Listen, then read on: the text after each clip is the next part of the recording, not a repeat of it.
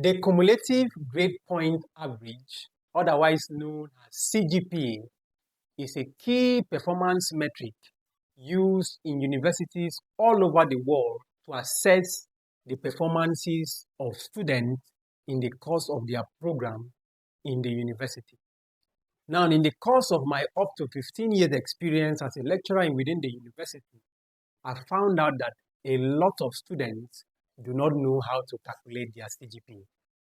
And the few who do know how to calculate their CGPA, we found out that they calculate their CGPA wrongly.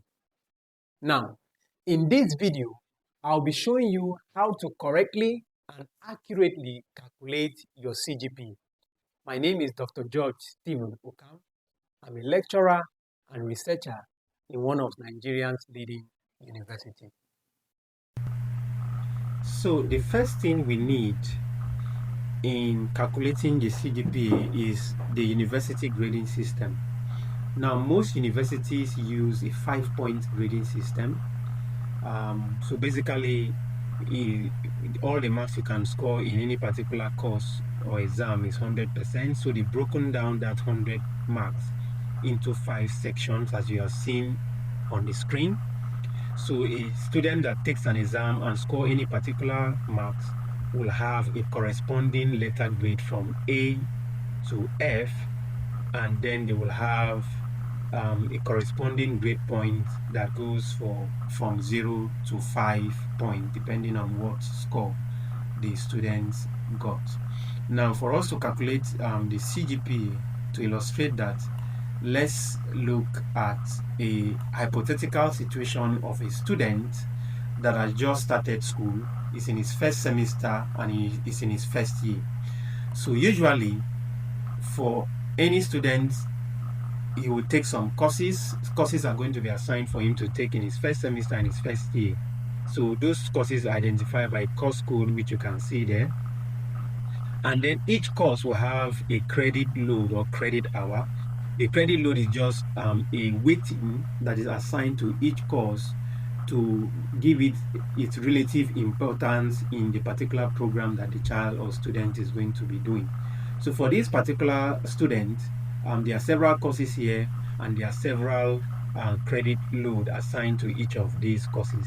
Now, let's assume the student scored all of these grades in each of these courses, and the corresponding grade points for each of these letter grade the student has gained are shown here. And these grade points are gotten based on the 5-point grading system I showed earlier, and the marks that the person got in each of these courses.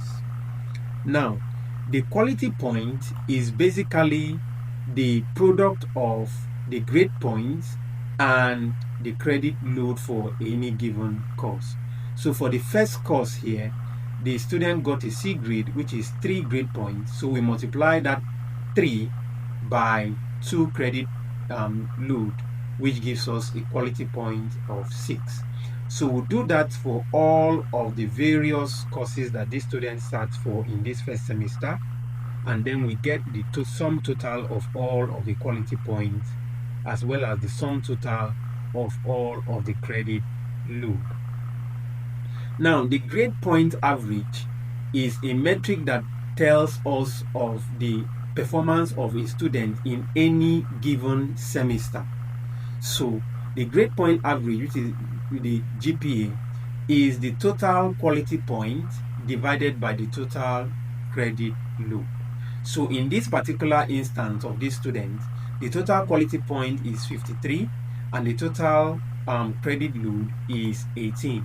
So if we do 53 divided by 18, we get his grade point average for that semester. Now, the cumulative grade point average is the metric that gives us the performance of that student for all of the semesters the student has done. So it's actually the sum total of all the total quality points for all of the semesters leading up to the point for which we need to calculate the CGPA, divided by the sum total of all the total quality points in all the semesters the student have done leading up to the point where we want to calculate the CGPA. So for this instance, the student is in his first semester, he has only done one semester. So what that means is that the total quality points will be 53 because it's only one semester, and the total credit load will be 18, which is only one semester. And so the value of your GPA and CGPA for this first semester will be the same. Now, we are now going to look at a situation where a child has done, or a student has done 2 semesters. What will the calculation be? So we'll look at that in a moment. So we have a case where this same student is now in a second semester. So he's a first year student, a first year in the university, and is now in his second semester. So let's go to where we have the second semester for this student that is in year 1. So like we described earlier, he has taken a new set of courses in this second semester of year 1. He has earned some grades, so he got certain performances. Letter grades were assigned to those performances, and then we have the total points and the quality point as well. Now, in this second semester, to calculate the grade points is straightforward. The total quality point, which is 76 in this case, divided by the total credit load, which is 20, will give us the grade point of these students for this second semester. Remember, the grade point average, GPA, is the performance for a given semester. Now, the cumulative grade point average, which is the CGPA, which is the focus of this particular video. To calculate the CGPA, it is the sum of the total quality points for all the semesters that the child has done up to the particular point. So in this case, this student has done a first semester and has done a second semester. So to calculate the CGPA, it will be the total quality points that the student got in the first semester, which is 53. This is the total quality point the student got in his first semester. We add that total quality point in the first semester to the total quality point in the second semester, which is 76, and we will now divide it by the sum of the total credit load that the student used in the first semester, which was 18. We add that credit load to the total credit load on this second semester, which is 20, and we divide that. So we do that division and we get a value of 3.39. Now, we've seen how to accurately calculate or correctly calculate the CGPA. Now, I want to show you the errors students make in calculating this CGPA. Now, the error that most students make is that they calculate the GPA for the first semester and they calculate the GPA for the second semester, and they do an average of those two GPAs, which is wrong. That is not the right way of calculating the CGPA. So in this case, the student takes the GPA for first semester and his GPA of the second semester, adds them and divides by 2 and get a value, and that value is 3.37. Whereas the correct way of calculating that CGPA, as we have shown, give us a value of 3.39. And as you can see, there is a discrepancy in those two values. So a child that calculated that CGPA wrongly will have 3.37 in this instance, whereas the correct calculation will give 3.39. Now, in this case, the correct calculation gives a higher CGPA compared to the erroneous one.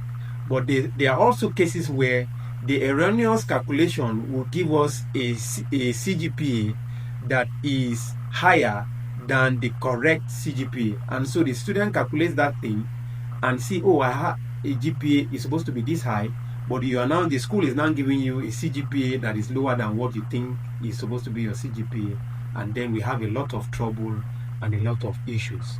I've also done this check of the right and wrong way of calculating the CGPA in a case where a student did a third semester. So under here we have a third semester, that's this year 2 first semester. If we do that calculation with the CGPAs for this, we will also see that using that approach of getting the average and using the average as a means of calculating the CGPA is erroneous, because even in this case where we had 3 semesters, the CGPA you calculate erroneously using the average approach will give you 3.42, whereas the correct approach will give you 3.44. So there's still discrepancy in those calculations. So in any case, if you use the wrong approach, you always get a value that is erroneous and is different from the right approach for calculating your CGPAs. So if the semesters are 5, you can calculate it in this manner for 5 semesters and you get your CGPAs. So in this video, you've learned how to correctly and accurately calculate your CGPA. And also, I have highlighted also in this video the common mistake and error that students make while calculating their CGPA. As an added bonus to this particular video, I've included a link to the Excel template which we use to demonstrate how you can calculate your CGPA. Now, in that particular template, it has been customized for you to be able to calculate your CGPA. So when you insert the courses that you offer and the grade that you may have gotten, the template will automatically calculate the CGPAs for you, because all of the formulas have been included and documented in the template. And you can there is a section there that can calculate your CGPA from semester to semester, all through for even a 5-year program. I'd like you to like the channel. Please subscribe to the channel. And I'd like you to also get into the comment section. Drop a comment about what you think about this video and the channel.